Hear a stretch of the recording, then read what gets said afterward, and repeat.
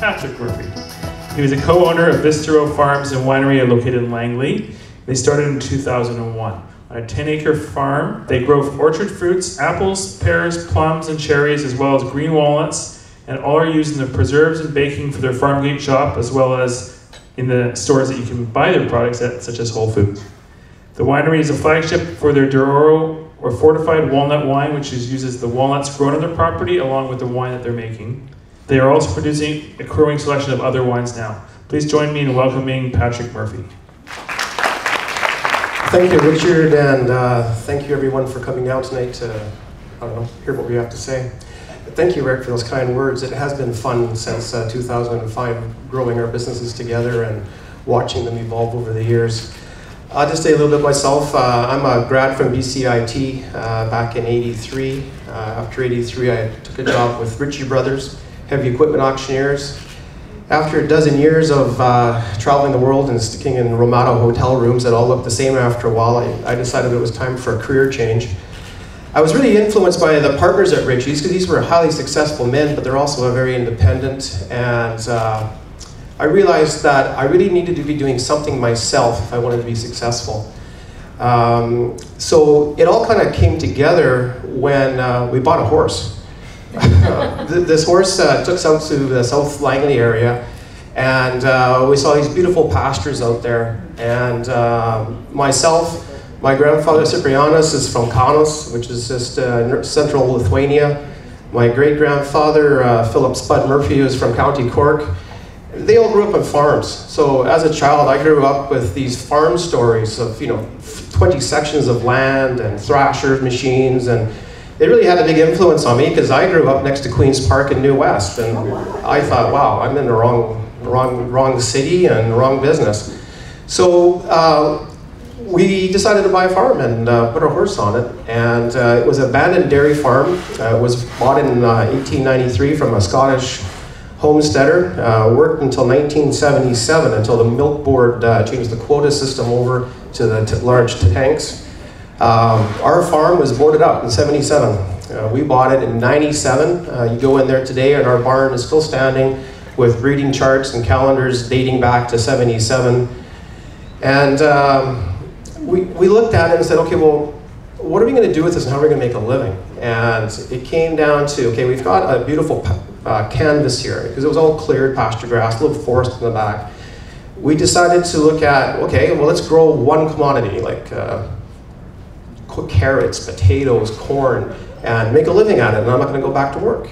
Well, that sounded all like a fairy tale until we talked to farmers and realized that is not today's farming.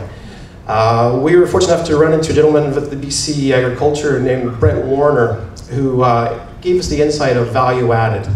And that really came down to us creating a culinary product that could be resold.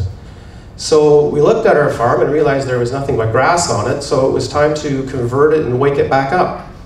So my wife Lee took a culinary school through Northwest Culinary, and by the way, Lee does apologize, but she's working with the Madame Lescoffiers preparing for Julia Child's 100th birthday party tomorrow night. So she apologizes she's not here. So Lee went to Northwest Culinary, developed her culinary skills, and I went to wine school. I went down to UC Davis, took some courses, and most influentially, we did several trips to Europe, and every time I travel, I love finding some winemakers that are natural winemakers and make very traditional old world style wines. So fast forward, we planted the front 5 acres into vines. We took hardwood cuttings and started all of them ourselves. Today, we're in our 6th year. We got a great crop coming in. Marisol Foch is our main big red, and we also planted aromatic whites. We planted grapes that will ripen in the Fraser Valley. You have to be very realistic. Not all grape varieties will do well here, but plant a grape that will, like Foch, and it will really reward you. Same as the apples, pears, plums, and cherries. We have about 12 different varieties of each one, and I can tell you right now, we do have choices.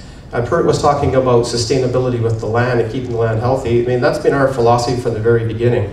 We never use any type of systemic sprays, no herbicides or pesticides. But you pick apple trees like Belle de Boschkop, Liberty. These trees are going to grow disease-free, scab-free, big, beautiful, healthy fruit. Now I did plant a couple of Galas and Fujis, and I can tell you right now, they're covered in scab. They are not pretty apples. We cannot sell them as number ones, but for us, we either peel them and put them in the kitchen to jam, or I ferment them into cider. So you do have choices of, as being a farmer, on what products you can use. And I think it's important that, you know, what we do use on our land isn't left in the land for future generations to come across. So fast forwarding again, Vista D'oro, we do 6 culinary jams for each season. So most of the fruit is grown on our farm, and we also buy from other local farmers, including the Krausberry farm. The grapes come in from some from the Okanagan, some from our farm this year, and as 2012 coming in from Chef Frederick over at Cezanne Market on Cowichan Valley. The future for Vista D'oro,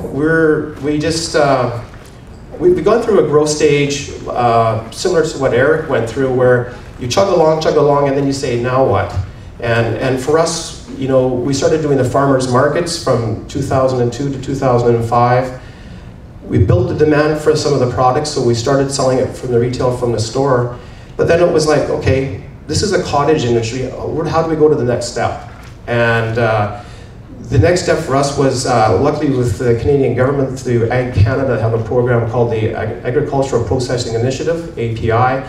We applied for that, and it helps farmers like us purchase equipment in order to make us more efficient.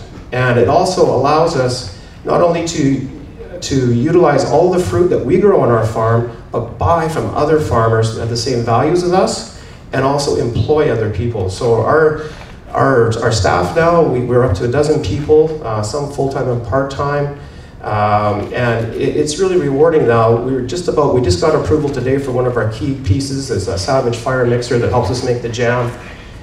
What we need to do is always, you can never stay still, and I think Eric probably knows that the best. You always have to be evolving and looking for new things. And for us, the challenge is growing. It's one thing to make a product, make a good product, but the biggest thing to be sustainable is to move that product into the distribution system and have the cash flow. And you know, I mean, being a real estate farmer, cash flow is really why we get into this business. And you have to figure out where your dollar is coming from at the end of the day. Otherwise, none of this is sustainable at all.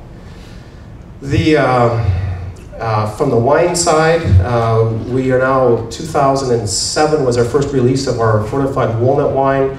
That is a bit of a real special product for us. It came down to us from Jerome Dudecourt, his great-grandfather, Jean-Baptiste. Again, an old world connection to being a farmer in northern France. We traditionally pick our green walnuts on Bastille Day, soak them in brandy for 12 months. After 12 months, we put it into Kentucky whiskey barrels. We also blend some red wine together, some Foch, Merlot, Cab Franc, and we fortify it with a walnut brandy, and then we age it out for a year in French oak. It's one of those products where it's a very unique product in the sense that it's very labor intensive, it's hand-picked. But for us, the rewards are last month in Shanghai, the International Shanghai Wine Competition, we received a bronze for our product. And that was 1,000 wineries from around the world. Thank you.